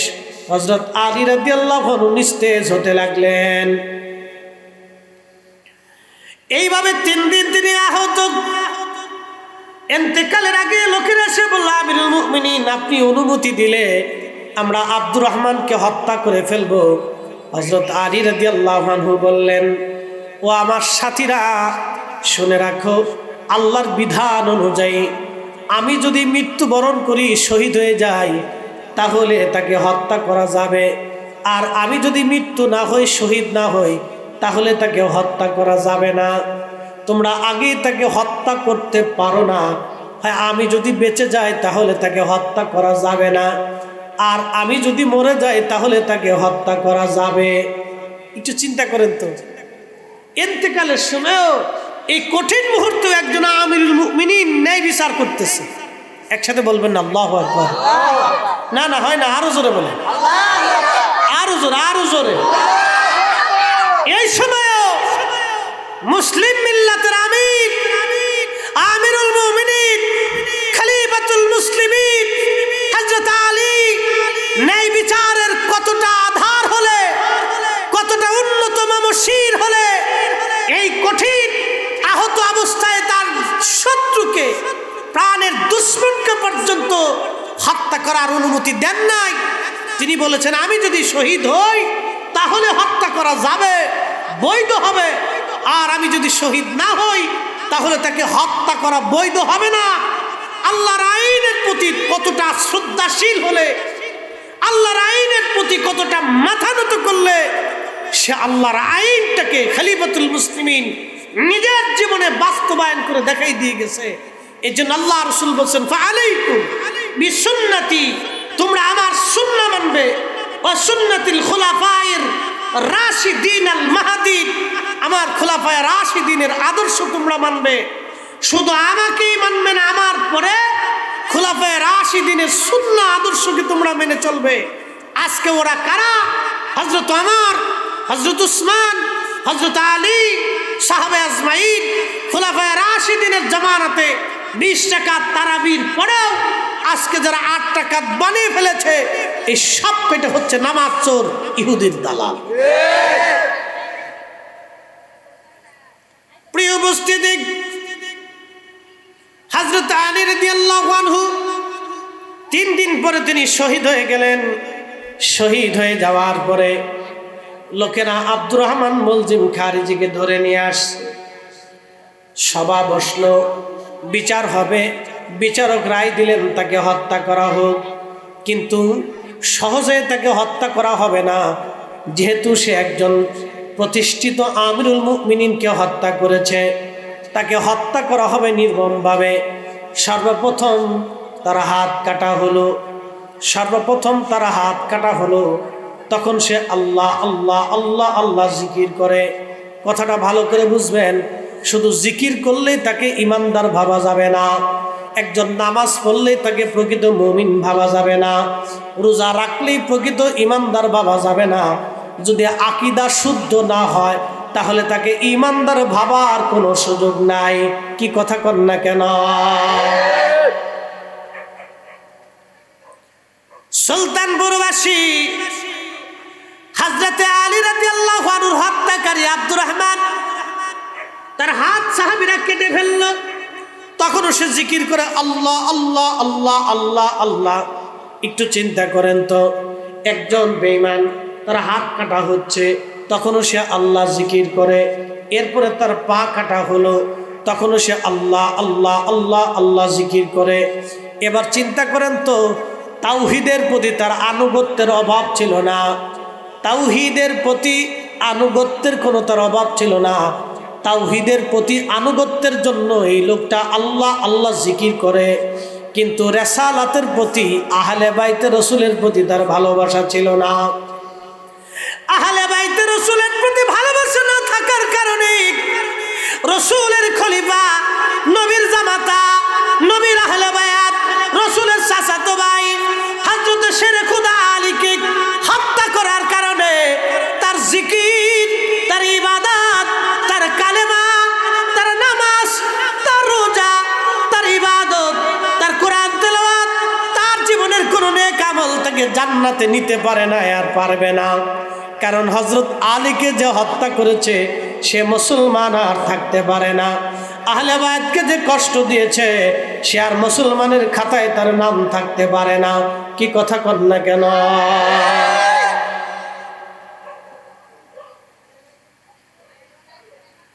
সে জিকির করতেছে আল্লাহ আল্লাহ আল্লাহ আল্লাহ, হাত কাটছে তখনও জিকির করে আল্লাহ আল্লাহ আল্লাহ আল্লাহ, পা কাটছে তখনও জিকির করে আল্লাহ আল্লাহ আল্লাহ আল্লাহ, তখনও সে জিকির করে। সাহাবীরা গলা চিপ দিয়ে ধরছে, সাহাবীরা তোরা গলা চিপ দিলি কেন? ও তার চোখ উঠিয়ে ফেলা হলো। চোখ উঠিয়ে চোখের চোখটা গোশতের সাথে ঝুলতে ছিল, তখনও সে আল্লাহ আল্লাহ জিকির করে। কি বুঝলেন? তখনও সে আল্লাহ আল্লাহ জিকির করে। তার নাম আব্দুর রহমান মুলজিম খারেজি, হযরতে আলী রাদিয়াল্লাহু আনহুর হত্যাকারী। এই লোকটা তখনও জিকির করে আল্লাহ আল্লাহ আল্লাহ আল্লাহ। চোখ উঠিয়ে ফেলা হলো, তখনও জিকির করে আল্লাহ আল্লাহ আল্লাহ আল্লাহ। তার জিকির থেকে জান্নাতে নিতে পারে নাই, তার ইবাদত থেকে জান্নাতে নিতে পারে নাই, তার কালেমা থেকে জান্নাতে নিতে পারে নাই, কারণ সে হযরত আলীকে হত্যা করেছিল। হযরত আলীকে হত্যা করেছিল। হযরত ইমাম হুসাইনকে যারা হত্যা করলো তাদের কালেমা তাদেরকে জান্নাতে নিতে পারে নাই। কি কথা কন না কেন? তাদের কালেমা তাদেরকে জান্নাতে নিতে পারে নাই, আর জান্নাতে নিতে পারবে না। মাধবপুরবাসী খুবই মনোযোগ দিয়ে কথাগুলি শুনে যান। হযরত আলী রাদিয়াল্লাহু আনহুর হত্যাকারী আব্দুর রহমান মুলজিম খারিজির চোখ উঠানোর পরে তখনও সে আল্লাহ আল্লাহ আল্লাহ আল্লাহ জিকির করে। এরপরে সাহাবীরা তার গলা চিপ দিয়ে ধরল। তখন ডাক দে বলে, সাহাবীরা তোরা আমার গলা চিপ দিলি কেন? বলে তোরা আমরা তোর জিহ্বা কেটে ফেলবো। বলে তোরা আমার পা কেটেছ, হাত কেটেছ, চোখ উঠিয়েছ, তোমরা কি দেখো না আমি আল্লাহর জিকির করতেছি, তোরা আমার জিহ্বা কেন কাটবি? তখন সাহাবীরা বলল, বেটা হযরত আলীকে হত্যা করে তুই কার জিকির করিস, কিসের জিকির? তখন সে ডাক দিয়ে বলল, আমি আলীরে মারি নাই, আমি আলী নামক একজন কাফেরকে মেরেছি। আপনারা বলেন হযরত আলীকে যে ব্যক্তি কাফের মনে করে সে কি আর মুসলমান থাকতে পারে? আহলে বাইতে রাসূলের সাথে যারা দুশমনী করেছিল তারা খারেজি, সাহাবায়ে কেরামের সাথে যারা দুশমনী করেছে তারা শিয়া, আর আমার রাসূলের ইজ্জতের বিরুদ্ধে যারা দুশমনী করে ওরা নজদি, ওরা ওয়াহাবি। কথা কর না কেন? পরিচয় আছে না? কথা কর না কেন? পরিচয় আছে নি? পরিচয় আছে। আর যারা সাহাবীদেরকে ভালোবাসে, আহলে বাইতে রাসূলকে ঈমানে মুহাব্বত করে এবং আল্লাহর ওলিদেরকে হৃদয় থেকে মুহাব্বত করে এবং আল্লাহর ওলিদের পথে মতে চলে এবং মাযহাব মানে, তারা হচ্ছে সুন্নি, আহলে সুন্নাত ওয়াল জামাত। তারা সুন্নি মুসলমান, তারা সুন্নি মুসলমান। মনোযোগ দিয়ে কথা শুনে যাবেন। হযরত আলী রাদিয়াল্লাহু আনহু হত্যাকারী আব্দুর রহমান মুলজিম খারিজিকে হত্যা করা হলো। দেখেন তার জিকির, তার নামাজ, তার কালেমা, তার রোজা, তার হজ, তার জাকাত তাকে জান্নাতে নিতে পারে নাই। কারণ আহলে বাইত রাসূলের সঙ্গে সে দুশমনি করেছে। আহলে বাইত রাসূলের সঙ্গে দুশমনি করেছে। খলিফাতুল মুসলিমিন হযরত আলীর সঙ্গে দুশমনি রাখার কারণে তার কোনো ইবাদত আল্লাহ কবুল করে নাই। কোনো ইবাদত দিয়ে সে আল্লাহর জান্নাতে যেতে পারে নাই। মাধবপুরবাসী, হযরত ইমাম হুসাইন রাদিয়াল্লাহু আনহু কারবালায় 22,000 সৈন্য সামনে দাঁড়ানো। আমার দিকে কথাগুলি শুনে যাবেন। 22,000 সৈন্য সামনে দাঁড়ানো। 22,000-এর মধ্যে একজন খ্রিস্টান নাই, একজন ইহুদি নাই, একজন শিখ নাই, একজন হিন্দু নাই, একজন বৌদ্ধ নাই, একজন নাস্তিক নাই। 22,000-এর মধ্যে সবাই কালমা পড়নে বলা মুসলমান ছিল। আর যিনি 22,000-এর প্রধান সেনাপতি যিনি ছিলেন তার নাম আমর বিন সাদ। তার পরিচয়টা দিয়ে যায়, তিনি এমন একজন সাহাবীর ছেলে ছিলেন, দুনিয়ার থেকে যে সাহাবী জান্নাতের সার্টিফিকেট পেয়েছেন, এ সাহাবীর নাম সাদ বিন আবি ওয়াক্কাস। আবু বকর ফিল জান্নাতি, ওমর ফিল জান্নাতি, ওসমান ফিল জান্নাতি, আলী ফিল জান্নাতি, তালহা ফিল জান্নাতি, জুবাইর ফিল জান্নাতি, আব্দুর রহমান ইবনে আউফ ফিল জান্নাতি, সাদ বিন আবি ওয়াক্কাস ফিল জান্নাতি, সাইদ ইবনে জুবাইর ফিল জান্নাতি, আব্দুর রহমান ইবনে আউফ ফিল জান্নাতি, আবু উবাইদা ইবনে জাররা ফিল জান্নাতি। 10 জন সাহাবী জান্নাতি। এই 10 জনের একজনের নাম সাদ বিন আবি ওয়াক্কাস রাদিয়াল্লাহু আনহু। তিনি তখন ইন্তেকাল করেছিলেন। তার ছেলের নাম আমর। এই আমর হলো কারবালার প্রধান সেনাপতি। ইয়াজিদের পক্ষে টাকার কাছে, ক্ষমতার কাছে মানুষের ঈমান বিক্রি হয়, যেটা বর্তমানে মধ্যপ্রাচ্যের ডলারের কাছে আমার দেশের কিছু মাথা মোটা শায়েকরা বিক্রি হয়ে গেছে। ইসরায়েল যখন ফিলিস্তিনিদেরকে হত্যা করে তখন তারা মুখ বুঝে মুখের মধ্যে আঠা মেরে বসে থাকে। তারা ইসরায়েলের পক্ষ মনে মনে নেয়। মনে রাখবেন আপনারা, ওই যে দাজ্জাল পৃথিবীতে আসবে, দাজ্জালের প্রথম কাতারের সৈনিক হবে 70,000 ইহুদি। আর ইহুদিদের সাপোর্টার হবে সুফিয়ানি বাহিনী। সুফিয়ানি বাহিনী কোনো কাফের বাহিনী হবে না, তারা মুসলিমদের মধ্যে হবে। মুসলমানদের মধ্যে লক্ষ লক্ষ মুসলমান এই যে দাজ্জালের পক্ষ নিবে, ইহুদিদের পক্ষ নিবে। যারা মুসলমানদের মধ্যে ইহুদিদের পক্ষ নিবে, ফিলিস্তিনের বিরুদ্ধে যারা দাঁড়াবে, বাজান ওরা কোনোদিনও মুসলমানের বন্ধু হতে পারে না। ওরা সবকটা মুসলমানের দুশ্মন। কথা কন না কেন?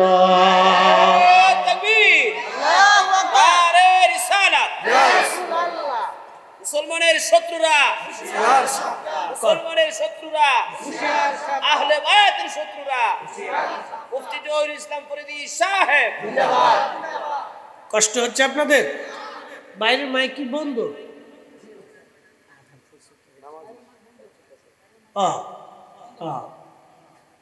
বাইরে নামাজ চলতেছে।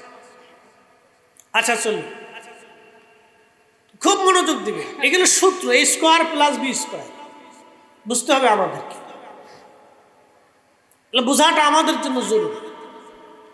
আমর বিন সাদ টাকা ক্ষমতার জন্য আহলে বাইতে রসুলের বিরুদ্ধে আজকে অস্ত্র নিয়ে দাঁড়িয়ে গেছে।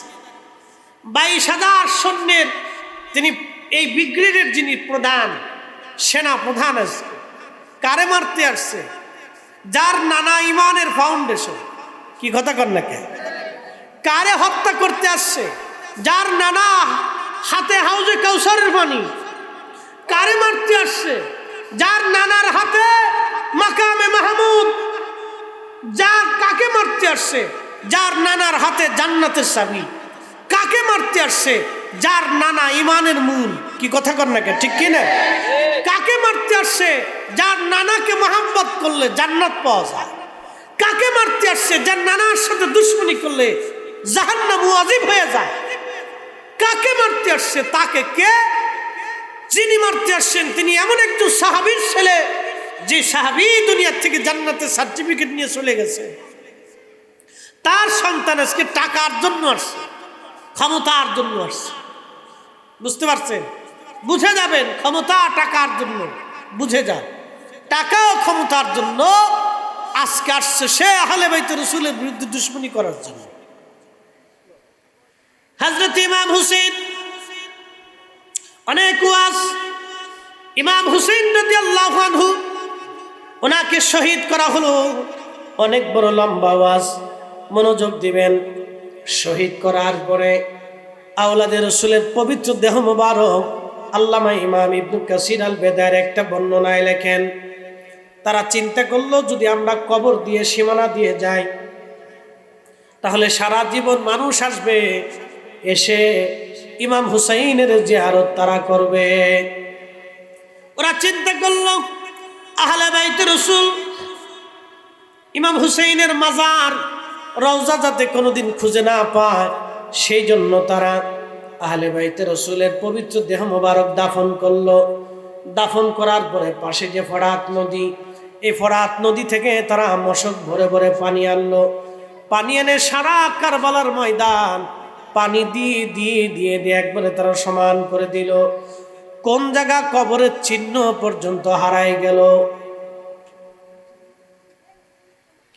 ইতিহাসের সবচেয়ে কঠিন ঘৃণিত কাজ কারবালাতে ইয়াজিদ বাহিনী করেছিল, কিন্তু আজকে যারা বুকে হাত বেঁধে নামাজ পড়ে, ওই যে মধ্যপ্রাচ্যে সৌদি আরবে ইয়াজিদের নামে মাদ্রাসা হয়। আচ্ছা আপনারা বলেন, ইয়াজিদের নামের মাদ্রাসায় যদি কেউ পড়ে তাহলে এটা কি পড়া পড়লো এবার আপনারা নিজেরাই বুঝেন। ইয়াজিদ ইবনে মুআবিয়া নামে সৌদি আরবে মাদ্রাসা হয়েছে, মনোযোগ দিয়ে, ইয়াজিদের নামে মাদ্রাসা হয়েছে। এই যে আমাদের দেশে যারা বুকে হাত বেঁধে নামাজ পড়ে, এরা মুহররম মাস আসলে প্রত্যেক মসজিদে ইয়াজিদের বন্দনা গায়। তারা বলে তিনি একেবারে নির্দোষ ছিলেন এবং বিরাট বড় বুজুর্গ ছিলেন। নাউজুবিল্লাহ, কি আসতে হবে না জোরে হবে? যারা ইয়াজিদকে 1450 বছর পরে বাঁচাইতে চায় তারা সবকটা আল্লাহ রসুলের দুশমন। আসতে বলেন কেন, জোরে বলেন না ডর লাগবে? সবকটা আল্লাহ রসুলের দুশমন। মনোযোগ দেন। এরা আবার আপনারা এসে সহিহ হাদিসের দোহাই দিয়ে শিরিকের মাসলা দিবে। মিলাদুন নবীর তো পুরাটাই তারা শিরিক বেদাত বলিয়ে বন্ধ করে দেওয়ার জন্য উঠে পড়ে লাগছে। আমার দিকে তাকাবেন, সময় সংক্ষিপ্ত, মূল্যবান কথা। তো হযরতে রাসূল করিম সাল্লাল্লাহু আলাইহি সাল্লামের আহলে বাইত আওলাদে রাসূলের পবিত্র দেহ মাটিতে দাফন করে তারা সারা কারবালাতে পানি এনে ঢেলে ঢেলে পানি দিয়ে একবারে মাটিকে সমান করে দিল। তো কবরের আর কোনো চিহ্ন নেই। মরুভূমির বেদুইন পল্লীতে যারা থাকে তাদেরকে আঞ্চলিক ভাষায় বধু বলা হয়। একজন বেদুইন বধু, তিনি শুনতে পারছেন ইমাম হুসাইন রাদিয়াল্লাহু আনহু কারবালায় শহীদ। ইশকে রাসূলের তাড়না সহ্য করতে না পেরে সুদূর মরুভূমি থেকে দৌড়ায়া কারবালায় যখন আসছে, তখন আর কারবালায় কোনো চিহ্ন নাই। ওই ইয়াজিদি বাহিনী চলে গেছে কুফাতে। কারবালার লোকজনকে জিজ্ঞেস করলো, হে লোকেরা, তোমরা বলো আমার হুসাইনের পবিত্র মাজার কোথায় আছে? আমি তো তারে দেখতে পারলাম না, অন্তত জিয়ারত করে মনের প্রশান্তি নিভায়ে যায়। আহা, কারবালার বাসী ডাক দে বলো, বধূ তার মাজার যে কোথায় আছে আমরা কেউ বলতে পারবো না। কারণ হলো তার মাজার মাটির সাথে মিশিয়ে দিয়া পানি ঢেলে দিয়ে তারা নিশ্চিহ্ন করে দিয়ে গেছে। কোন স্থানে শনাক্ত করা আমাদের পক্ষে কোনো মতেই সম্ভব না। ঠিক তখন বেদুইনের চিন্তা হলো, আহা, আমার আহলে বাইত রাসূল ইমাম হুসাইন জান্নাতি মানুষ। আমার রাসূল বলছেন, আল হাসানু ওয়াল হুসাইনু সাইয়্যিদা শাবাবি আহলিল জান্নাহ। আমার হাসান আর হুসাইন দুইজন জান্নাতের যুবকদের সর্দার। অবশ্যই তারা জান্নাতি। তারা যেখানে ঘুমায় সেখান থেকে জান্নাতের ঘিরান আসবে। একসাথে বলবেন আল্লাহু আকবার। অবশ্যই তারা যেখানে ঘুমায় ওখান থেকে জান্নাতের ঘিরান আসবে, ঘিরান পাওয়া যাবে।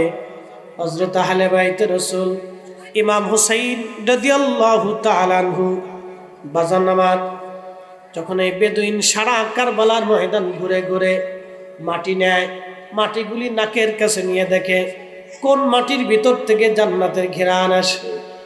সারা কারবালার ময়দান তন্ন তন্ন করে মাটিগুলি নিতে লাগলো। এই বেদুইন মাটিগুলি নিয়ে যখন ইমাম হুসেইন রাদিয়াল্লাহু আনহুর মাজার বরাবর আসছে, ওইখান থেকে মাটি নিয়ে যখন নাকের কাছে ধরছে, তখনই আল্লাহর বেহেশতের ঘিরান ওই মাটির ভিতর থেকে ভেসে আসছে। বেদুইন রওজা মুবারকের পুরা অঞ্চল থেকে মাটি নিয়ে লক্ষ্য করলে এখান থেকে জান্নাতের ঘিরান আসে। জায়গাটা নির্বাচন করলো, বলল হা এখান থেকে জান্নাতের ঘিরান আসে। এটাই আওলাদের রাসূল ইমামে মাকাম হুসাইন রাদিয়াল্লাহু আনহুর পবিত্র মাজার, এইখানেই তাকে সমাহিত করা হয়েছে। একবার জোরে বলা যাবে কি মারহাবা। আখেরি সালাম লন ওহে নানা জান, আপনার হুসাইন যায় কারবালার ময়দান, নানা কারবালার ময়দান।